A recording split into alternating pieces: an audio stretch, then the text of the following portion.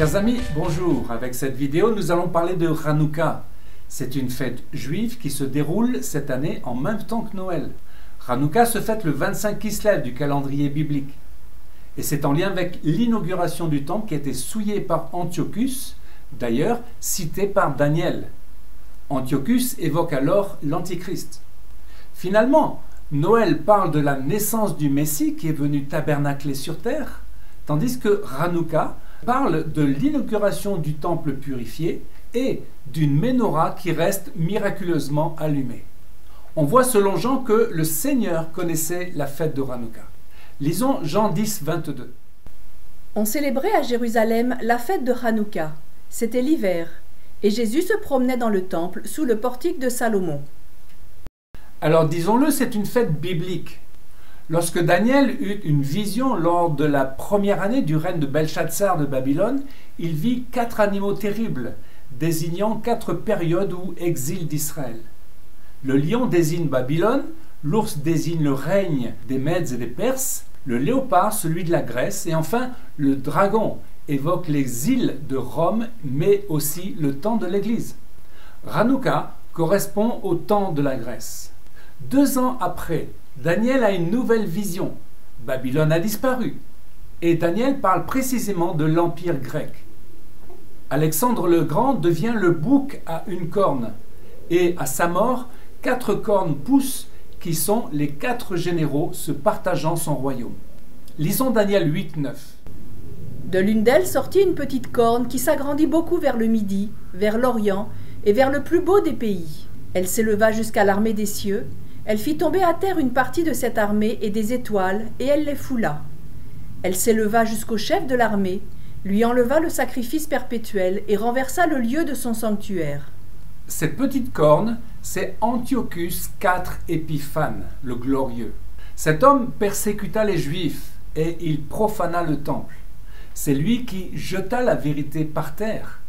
Il s'éleva même contre le prince des princes, peut-être l'ange Gabriel. Et il meurt brutalement selon la parole en 164 avant Jésus-Christ. Parlons à présent de Judas Maccabée. Les 2 livres des Maccabées racontent l'histoire des Juifs qui tinrent tête aux Grecs. Judas Maccabée est le chef juif qui, à la suite de son père, Mattathias, conduit les forces juives contre la domination syrienne grecque des Séleucides. Judas est considéré comme l'un des grands héros de l'histoire juive. Son surnom, Maccabi, serait un acronyme formé des premières lettres du verset Mi Kamora Ba Elim Adonai, qui est comme toi entre les dieux Adonai. Cela fait aussi allusion au marteau, Maccabi, que nous retrouvons sous la plume du prophète Jérémie. Jérémie 23, 29 dit « La parole est comme un feu et un marteau qui brise le roc. » C'est le Seigneur qui allume notre flamme. Et sa parole sera comme un marteau pour écraser les ennemis. Par rapport à Hanouka et au passage de Jérémie, on pourrait dire qu'une bougie sans flamme n'a aucune puissance ni aucune valeur. Elle n'existe que parce qu'elle brille.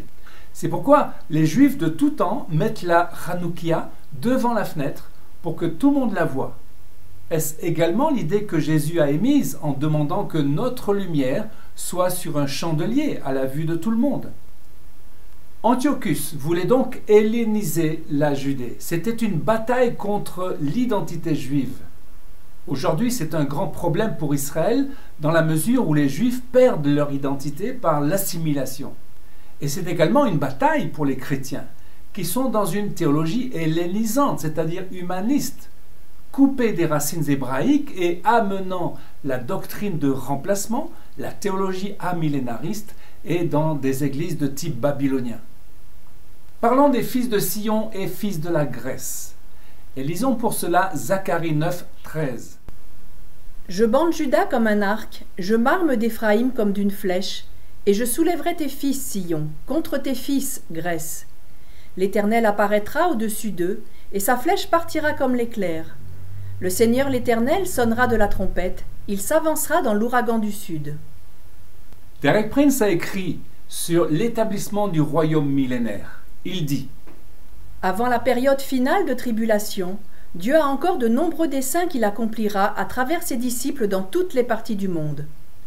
Une moisson de miséricorde précédera la moisson du jugement. La préparation de Dieu pour cela est révélée en Zacharie 9, 13. « Je soulèverai tes fils, Sion, contre tes fils, Grèce. » Les fils de la Grèce sont ceux qui embrassent l'illusion de l'humanisme.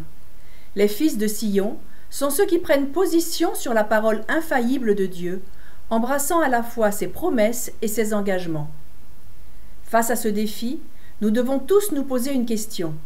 Suis-je prêt à prendre position en tant que fils et fille de Sion? Parlons du Shamash. La fête de Hanouka nous donne une magnifique image de l'Église. C'est le Shamash, le Seigneur, la lampe centrale qui nous illumine par sa grâce. Ayons conscience de cette responsabilité. Le chiffre 8 de la Hanouka est le chiffre de la résurrection et de la venue de l'Esprit qui va se répandre sur le monde entier selon Joël 2, 28. Après cela, je répandrai mon esprit sur toute chair. Vos fils et vos filles prophétiseront, vos vieillards auront des songes et vos jeunes gens des visions. Même sur les serviteurs et sur les servantes, dans ces jours-là, je répandrai mon esprit. Croyons de même que la Ménorah, la Hanouka, représente Israël. Sans Israël, pas de racines, pas d'identité, pas de sauveur. Parlons également d'un fait prophétique, Hanouka 1917. Il est intéressant de rappeler cette histoire. C'est à Hanouka du 9 décembre 1917 que Jérusalem a été délivrée après 1900 ans d'occupation. Le général britannique Edmund Allenby, un chrétien, à la différence du Kaiser qui entra à cheval dans la ville en 1898, entra à pied dans une Jérusalem libérée des Ottomans turcs. Allenby estimait que seul le Messie pouvait entrer à cheval dans la ville sainte. 50 ans après, c'est un jubilé. Lors de la guerre des 6 jours, le 6 juin 1967, les para-israéliens libéraient la ville de David de l'occupation jordanienne. 50 ans après, un certain Donald Trump, le 6 décembre 2017, déclarait Jérusalem capitale d'Israël, provoquant la colère des nations. Contrairement à tous les pronostics d'un embrasement, ce fut un accord de paix qui vit le jour avec les nations arabes environnantes. Est-ce que nous discernons le lien de Hanouka avec Jérusalem et avec le temple? À Hanouka, Jésus déambulait dans le temple. Et cette remarque n'est pas anodine sous la plume de Jean. Dans son évangile, le temple est central. Jésus montait à Jérusalem lors des fêtes de l'Éternel et sa venue était souvent liée au temple dans lequel il enseignait. Lisons Jean 7, versets 28 et 37. Jésus enseignait dans le temple. Le dernier jour, le grand jour de la fête, Jésus, se tenant debout, s'écria « Si quelqu'un a soif, qu'il vienne à moi et qu'il boive. Celui qui croit en moi, des fleuves d'eau vive couleront de son sein, comme dit l'Écriture. » Hanouka est donc la fête de l'attente messianique et le temple est le cœur du projet divin. Je voudrais citer Jean-Marc Tebois. Il a écrit dans son livre « Les fêtes de l'Éternel ». Jésus purifie le temple qu'il aime et dans lequel il se sent chez lui, car c'est là la maison de son Père, parce qu'il est aussi destiné à devenir un lieu de prière pour toutes les nations. Aussi, le temple accomplit son rôle messianique, celui pour lequel les Asmonéens avaient donné leur vie, de telle sorte que l'on peut dire que le sacrifice des Asmonéens, les Maccabées, a rendu possible l'Évangile et la venue de Jésus. C'est-à-dire finalement, Hanouka a permis Noël. Chers amis, peut-être cette année fêterons-nous Noël dans un esprit différent. Si Noël est la fête de la lumière venue dans le monde, Hanouka nous enseigne comment cette lumière a pu miraculeusement briller au travers de la Ménorah, purifiant le sanctuaire, évoquant l'inauguration du temple à venir et le glorieux avènement du roi des rois. Alléluia, Amen. Chers amis, à une prochaine fois pour une nouvelle vidéo en direct de Jérusalem.